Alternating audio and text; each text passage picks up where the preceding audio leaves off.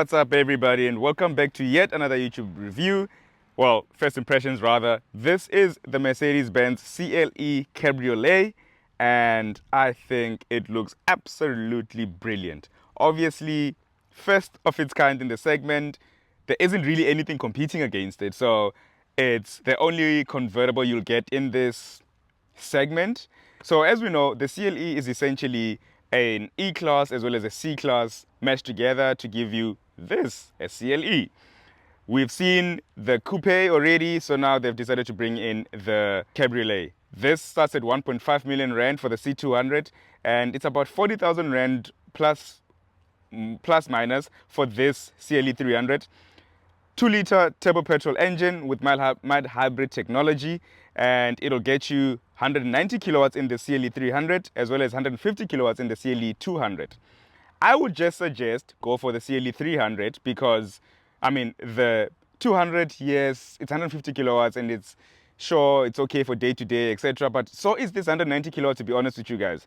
If that 200 for me was a diesel, then I'd say go for the diesel, but there is no diesel, so why not just go for the range-topping CLE 300? And then when you come at the front, you've got some Mercedes Benz Qs on that bumper over there. And by the way, all cars get the AMG body kit standard for that 1.5 million, which I think is a good thing.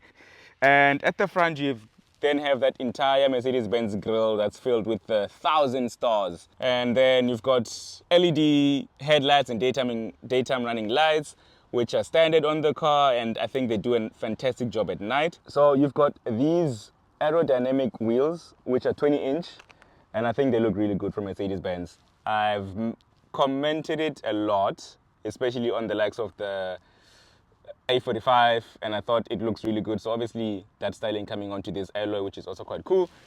And like I mentioned, those LED headlights, which are standard on the vehicle. Coming across the side, you've got this wing mirror with a camera for your 360-degree cameras. And I think the side profile just looks okay, to be honest with you. Nothing wow. But I think for me, the biggest thing is that I'm not a fan of black tops, guys. I'm not a fan of black tops, so I think I'd have the car 99% of the time like this. And I'll tell you why I would rather have it like this later on. But I mean, when you look at the, if it was a hard top, I think a hard top looks really nice, but obviously there's weight involved, etc. And I fully understand the reasoning behind the soft top. But yeah, let me jump into the interior and then I'll show you the rear.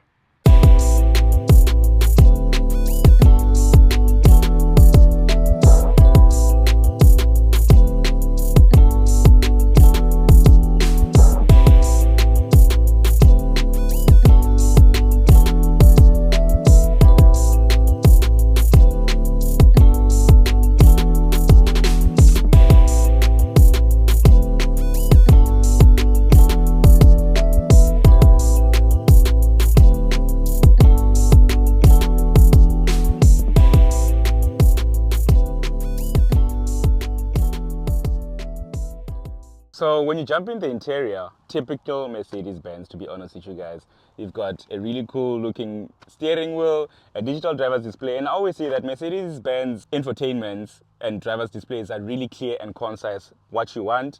This cream combination leather seats that are in here, I'm not sure if they'll be good for day-to-day, but I think they look really good.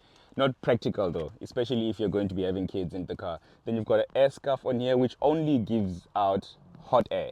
So perfect for winter. And this screen also tilts with this button right here, and the screen will tilt to avoid glare, which I think is a really nice touch, as we've seen. So I think that's a really, really nice touch. And then you've got your typical Mercedes-Benz style vents. You've got your roof operating mechanisms on there, and that's it. The seats are heated, ventilated, and your air scuff is also right on the door, which is quite cool. And that's essentially the interior. Nothing too wow, man. It's just a typical Mercedes-Benz interior, obviously. And we've seen that from the brand, which I'm not mad at. The one thing that I know, it's something that's been here in cars for a long time, but I still can't get over it whenever I see it. The seatbelt butler. So yeah, let me turn the car around and show you some more.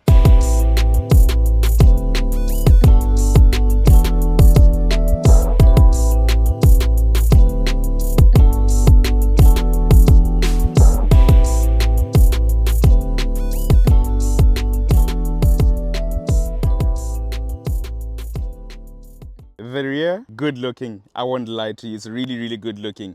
But guys, why are we still putting on fake exhaust pipes? I am struggling to understand why we've got fake exhaust tips. You know, and this car does have an exhaust. I mean, it's an internal combustion engine car, but there's, you know, fake exhaust tips. Yes, no, I'm not even going to say yes, they look good. They don't look good for me. It's the moment I see something closed off, then automatically it doesn't look good. So I think they could have found a way to make it work, but hey.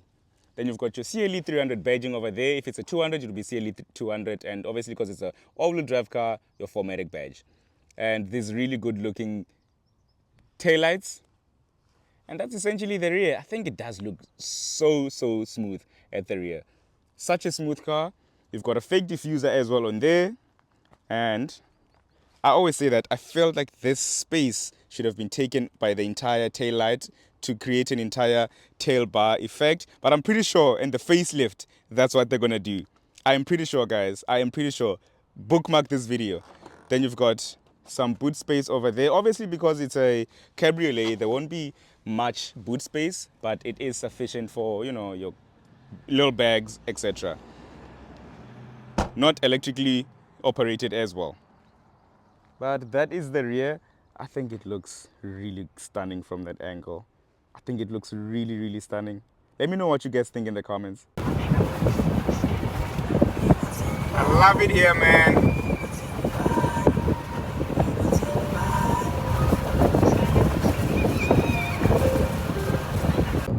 Okay, cool. So guys, I've been driving the CLE, and one thing that really stands out for me is just the amount of power it has.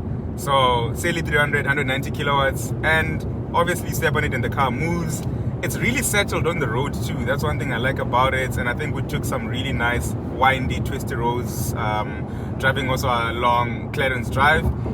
But the downside to a cabriolet, especially a soft top, is the wind noise that comes in. I mean, right now, I'm not sure if you can hear it, but there is some wind noise that comes in. But that's just obviously a cabriolet or convertible thing. And you've got all the amenities in here that just makes it nicer for you to drive. Like, I really love this maps on here, which makes it easier for you to turn in. Shows you, obviously, the 3D navigation system is really good. The ride quality, not too bumpy. I was in sport mode earlier on, obviously chasing some other guys, and it was taking the roads really, really nice. So I think that they put in a great amount of work. And mind you, it was taking everything with a 20-inch wheels on here. So now imagine with 18-inch or 19, where it's even softer. So I think they've done a fair amount of work. And last thoughts before obviously I give you a full review when I do get the car on test. But I think that just go for the CLE 300, guys. The pricing difference is so minimal that you won't even notice it. And also the 200 has a lot of lag, so just go for the 300. Otherwise, thank you for watching. Don't forget to always keep left and pass right. Peace out.